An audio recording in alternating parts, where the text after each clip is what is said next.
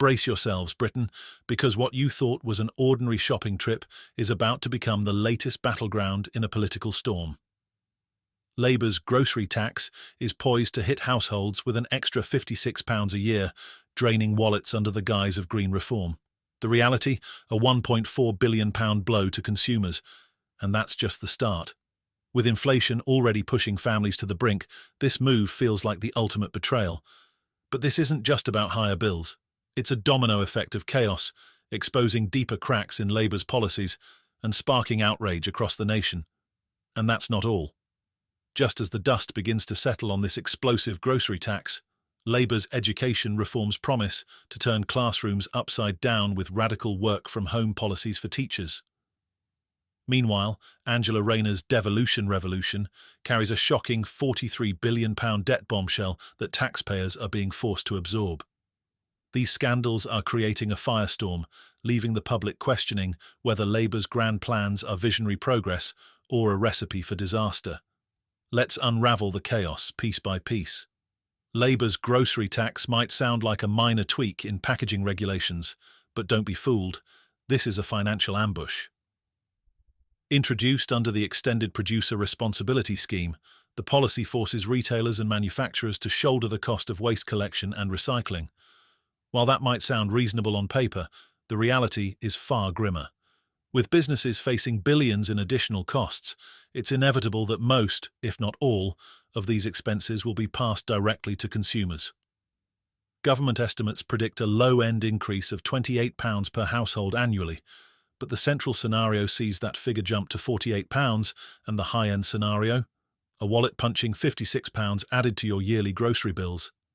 Critics argue even these numbers are an optimistic understatement, with the British Retail Consortium warning that the actual cost could soar closer to £2 billion annually, devastating households already grappling with skyrocketing living expenses.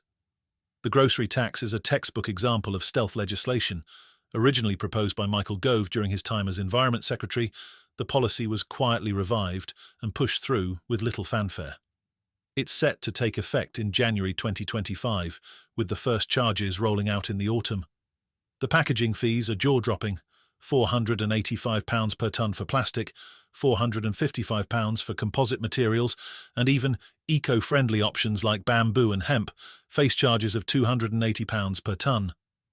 Critics have slammed the policy as a cynical cash grab dressed in green clothing. But the most galling aspect of this scheme is the blatant double-dipping. By shifting waste management costs from councils to businesses, Labour claims it's lightening the burden on local authorities. Yet there's no indication that council tax rates will drop as a result. In fact, families could end up paying twice, once through inflated grocery prices and again through unchanged local taxes. It's a lose-lose situation for households, sparking fury among voters who feel betrayed by a government promising to protect their pockets. The outrage doesn't stop there. This grocery tax has become a lightning rod for criticism of Labour's broader net-zero agenda. Lord Frost lambasted the policy as another example of Labour's obsession with green politics, accusing the party of sacrificing economic stability on the altar of environmentalism. Tory peer Lord McKinley echoed the sentiment, warning that the policy adds unnecessary red tape for businesses while doing little to address the root causes of waste and inefficiency.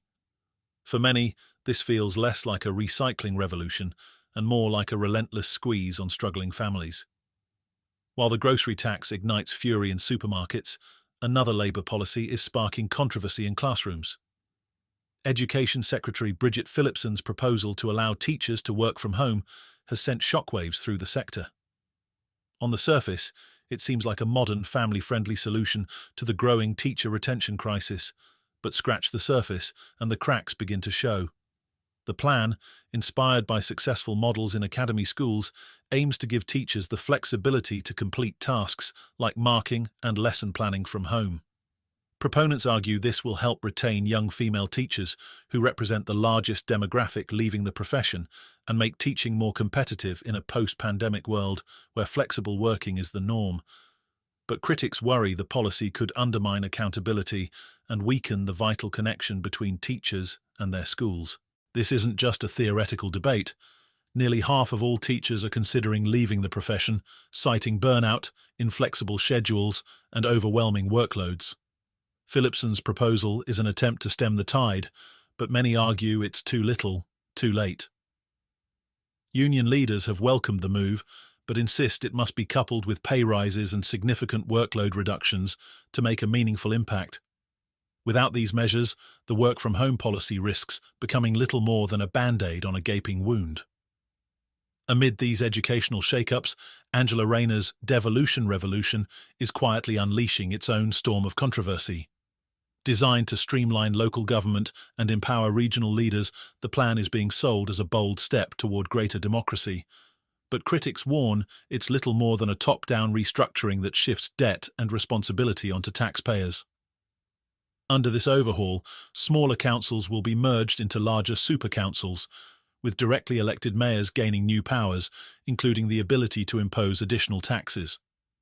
While Labour insists this will enhance efficiency and accountability, the numbers tell a different story. England's county and district councils are already saddled with £24 billion of debt, and smaller authorities add another £19 billion to the pile. By consolidating these debts under new councils, taxpayers are left holding the bag, facing potential hikes in council taxes to cover the shortfall. The policy's critics are scathing. Shadow Local Government Minister David Simmons accused Labour of prioritising bureaucratic convenience over genuine local leadership. He warned that the plan risks alienating residents and creating a system where decision-making feels even more remote and disconnected. For many, this is yet another example of Labour's penchant for grandiose reforms that leave ordinary citizens footing the bill. But perhaps the most concerning aspect of this devolution revolution is its impact on democracy. By reducing the number of elected officials, the policy concentrates power in the hands of a few, raising fears of diminished accountability. Combined authority mayors, already a contentious feature in regions like Manchester and Liverpool, could soon become the norm across England, bringing with them the spectre of higher taxes and fewer checks and balances. As these scandals unfold, a common theme emerges. Labour's policies, while ambitious on the surface, seem riddled with unintended consequences and hidden costs. The grocery tax, marketed as an eco-friendly initiative, threatens to push struggling families further into financial hardship. The work-from-home policy for teachers, though well-intentioned, risks exacerbating existing challenges in education. And the devolution revolution, far from empowering local communities, could leave them mired in debt and disconnected from decision-making. For voters, these policies raise uncomfortable questions about Labour's priorities and competence. Are these reforms truly designed to improve lives, or are they political gambits dressed up as progress? As anger and scepticism grow, Labour faces a daunting challenge, convincing the public that these policies are not just another chapter in the country's mounting woes. With inflation, debt, and discontent rising, the stakes have never been higher. Labour's grand plans may aim to reshape the nation, but for now, they've sparked only chaos and controversy. As the dust settles on these scandals, one thing is clear. Britain is watching closely, and the clock is ticking for Labour to deliver on its promises or face the fallout of its missteps.